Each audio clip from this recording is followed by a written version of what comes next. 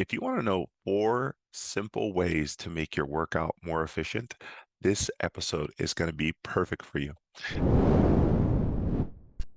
Hi, everyone. Welcome back to the Sports Performance Podcast. Welcome all new listeners and welcome back to those who have heard our content in the past. If you want to know 4 simple ways to make your workout more efficient, this episode is going to be perfect for you. Before I go on to the podcast, what is new at Sports Performance? What is happening behind the scenes? What are we doing for our community? First and foremost, if you haven't heard, we just released officially our first sports performance scholarship for a local student. And let me tell you the story real quick on this. This has been a big dream of mine. I come from very humble beginnings. I grew up in an economically challenged environment, and I was actually literate until I graduated high school. And there were certain people who helped me along the way to get to where I wanted to be. And that was people in college. And I eventually found mentors who pushed me in different places. And there was teachers who were critical. There were professors. There were therapists. There were so many people who were instrumental in helping me get to the path that I wanted. And as we as a company continue to grow to help the community, one of our biggest things now is how do we give back? How do we do the same for other students who could use financial support, who can use a career path, who can use a roadmap? And so we've done that and we've been able to successfully do it with our clients. Now we're trying to figure out how do we do it for the rest of the community? How do we keep this reproducible for the long term so we can have really amazing qualified healthcare professionals in our city of Chula Vista in San Diego. So we created the Sports Performance Scholarship, and our vision is to be able to help those who deserve it, who need the support, who have hustled, who have done a lot of community work inside the city, inside their community, and they deserve that. And we want to give back. And so we designed our Sports Performance Scholarship. And so if you haven't heard, that is now live. If you have anybody in mind that you know who is a undergraduate student going to a graduate program and they want to be in any form of the healthcare field. It could be pharmacy, it could be dentistry, it could be whatever you want. But ultimately, we're trying to find somebody who has the same vision as us. How do you impact the community?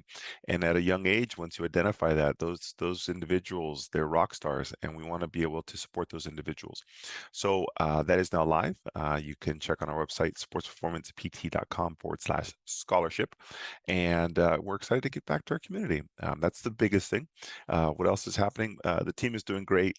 We're all doing outstanding going into the fall season and into the new year. And we are already designing programs and things to better serve our community and our clients. So be on the lookout. All right, on to this podcast. What are we talking about? 4 simple ways to make your workout more efficient.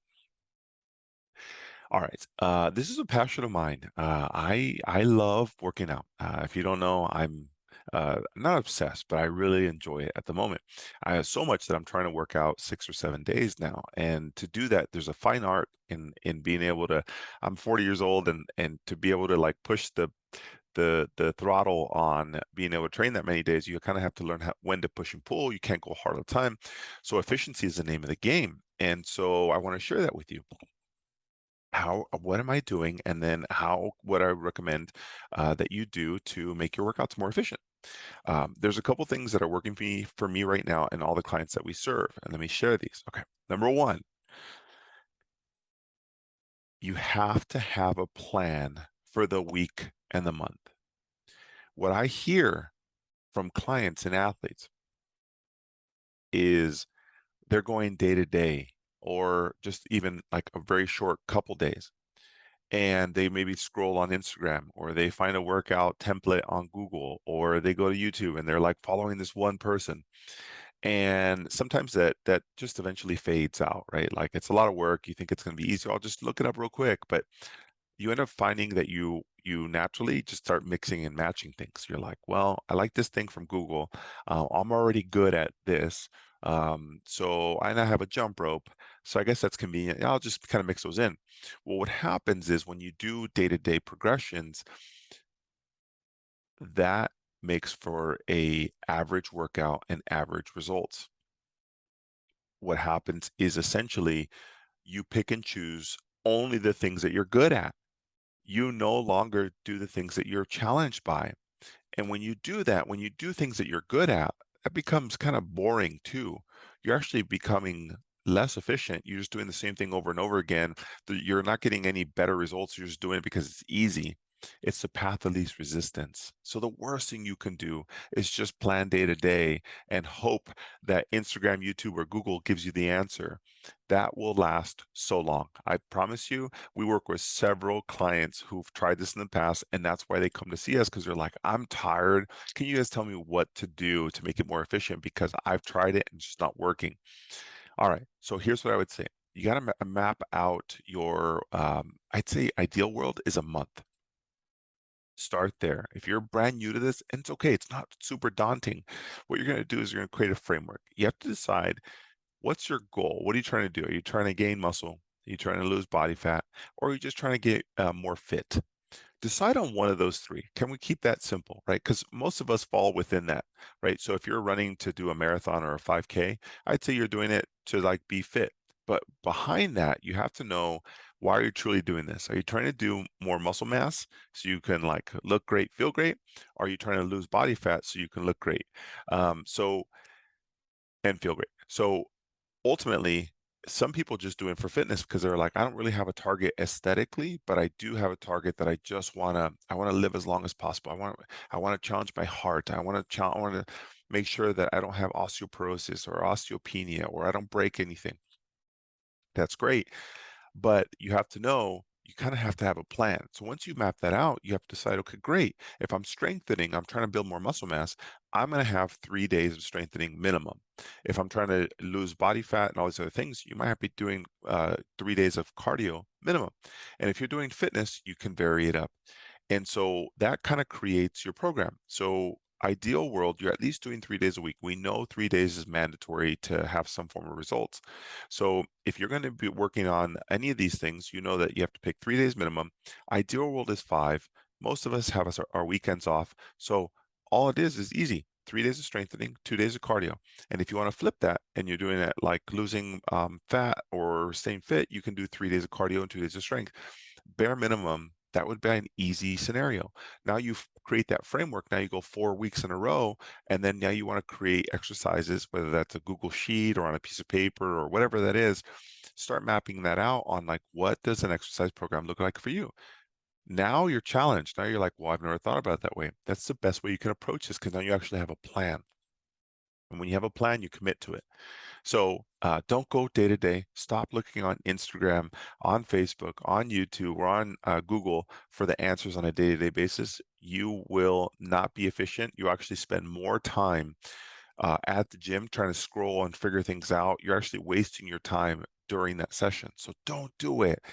All right, number 2. This was a really basic one, but if we're talking about efficiency, some of the people who've come in to see us and some of the people that I've seen that have struggled, they've done the first thing. They were doing, day to day. Number 2, keep your phone away from you during the workout. And what I mean by that is put it away, leave it in the car, keep it in your pocket, put it in your gym bag. If it's connected to your earphones, that's fine. Keep it in your gym bag and don't pick it up. Why? Because you're going to scroll and it's going to take you 5 to 8 minutes every single time you open that. An extra 2 to 3 minutes times 10 is 20 extra minutes. You're wasting time at the gym. The purpose of the gym is to get mental clarity. It's to, release those endorphins. It's for a purpose. So it's like going to bed. Put the phone away. If you want to make your workout more efficient, keep it away from you. I promise you that alone will save you 10 to 15 minutes at least. So most people are like, oh, I was at the gym for an hour and a half. How long were you on the phone? Probably 30 minutes. So it's actually only an hour workout with very long rest periods. Yes, that's not an efficient workout. So that's number 2. And I promise you, these are things that we're hearing in the clinic. These are things that people say to us. These are things that we see. So if you're shaking your head, if it's you, fix it. If it's not you and you're like, that's crazy, It's true. All right. Number three, perform. So anytime that you're in the gym and you're going to do a strengthening day, you're doing some type of squatting or deadlifting or bench pressing or some type of strength work. You want to do those exercises first when you have the most amount of energy. Now, you can say, well, Chris, well, I want to do cardio first. Well, what's your purpose? Why are you doing this? And if you're going to do a strengthening day, if you do cardio beforehand and then you do strengthening after, you're going to realize that you're going to be tired, exhausted, and you're not going to get maximize what your goal is. So you're not really strength training. You just added a couple exercises after a cardio session. So you want to add in strength training first when you have the most amount of energy.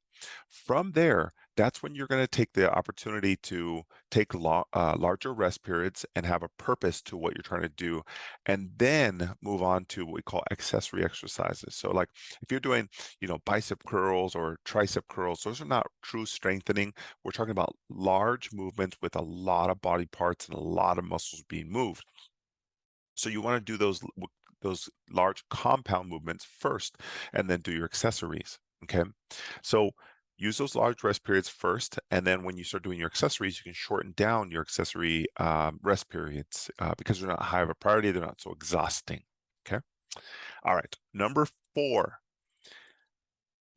Once you've done your strength exercises or you're just going in for a cardio session, so whether you're doing accessory work or a cardio session, you want to use what we call intervals or supersets, where you chunk movements or exercises together to consolidate 8 to 10 exercises within a short period of time.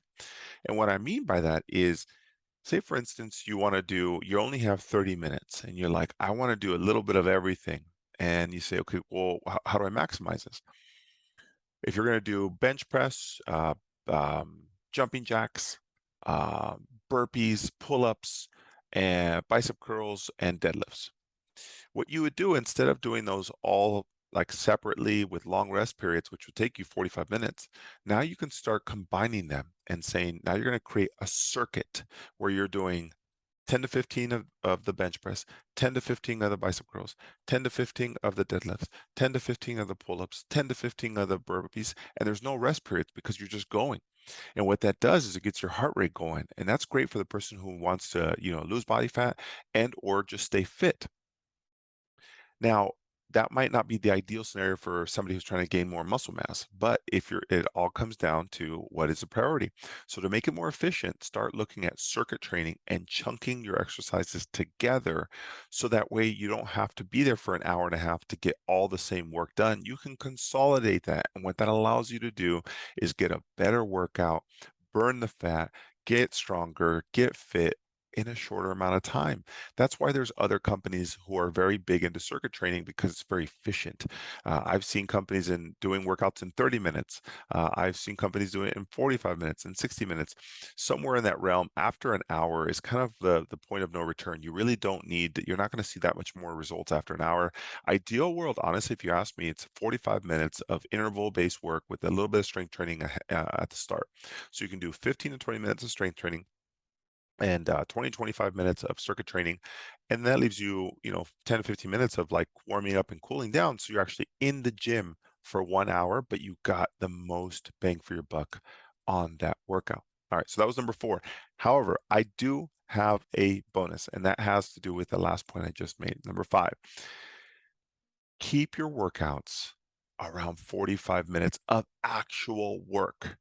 Not you walked in the gym at 12 p.m. You scrolled on, you had your phone and it distracted you. You have text messages and all these other things. That took you 5 minutes. Then you jumped on the treadmill for 5 minutes of a warm up. Then you went to, the bench press or the squat rack and you squatted for 10 to 15 minutes and then got distracted. And then you did a quick circuit of 5 to 10 minutes. And then you just kind of walked around and, moseyed along. That's not really an efficient time workout. I'm talking about 45 minutes of actual work. So the time that you lost on the phone, the time that you warmed up does not include the 45 minutes of work of actual work. So if you ask me what's the ideal scenario, you have a 5 to 10 minute warm up, 45 minutes of work, and 10 to 15 minutes for a cool down stretch, do whatever it is that you need to do, go in the sauna, do whatever it is that you want to do. but 45 minutes of work is where you're going to get the most bang for your buck in terms of making it more efficiently. So if you're busy, you're on the go, maybe you're a parent, maybe you're a young professional and you enjoy your time at home with your spouse or your significant other, or you like going out to have dinner with friends, and you only have a certain time, it's okay. 45 minutes is a great amount of time. You want to do strength training first with larger rest periods, use intervals or circuits to maximize the additional time, and ultimately figure out what it is that you're trying to accomplish. Then map that out from a week to week basis for up to a month. Stop doing the day to day approach. You will burn out. I promise you, I've seen it too many times. It's only a matter of time before you say, all right, I'm sick of this. I need to figure something out because it's not working for me. And then you wasted all that time and money on a gym membership. You wasted all that time on gas. You wasted the actual time lost that you could have been actually achieving results. Ultimately, you're losing time. So right now, if you're like, this is what I've been like needing to push, it's a good kick in the pants. Just do it. 45 minutes, strength work, intervals, get the heart going, figure out what you're doing, create a monthly outline of it, and no longer go to day to day. That will make your workouts that more efficient, and I promise you, your results will be that much better. So, wherever you are on your fitness journey, whether you're battling aches and pains, or you're out of pain and now you're just trying to like maximize your health, this is a perfect podcast for you. So make sure you share this with anybody you know, friends, loved ones, colleagues, coworkers, whatever it is. Anybody who needs that little extra push, who's been looking for something that makes sense, that is supported by research studies, clinical reasoning. We are seeing people do these things in their fitness journeys, and some are being more successful with specific parts of this outline, and others have failed. And that's why we're doing this, to essentially just help you stay fit through all these times of, maybe the holidays are challenging for you, your birthday or travel or sickness, whatever it is. We're all looking to save time, and this is one step in the right direction. So wherever you are, I hope that helps. I wanted to say hi from the whole sports performance family. Once again, if you know anybody who is interested and is a great candidate for this scholarship, please direct them to our website, sportsperformancept.com/scholarship. It is our way of giving back to the community. It's our way of giving back to you, your generation. Maybe it's your kids. Maybe it will be your kids. But I can tell you one thing is that we are here to help support you for the long term. And we're excited to do that. All right. That's enough for today. I will see you guys on the next episode. See you guys. Bye.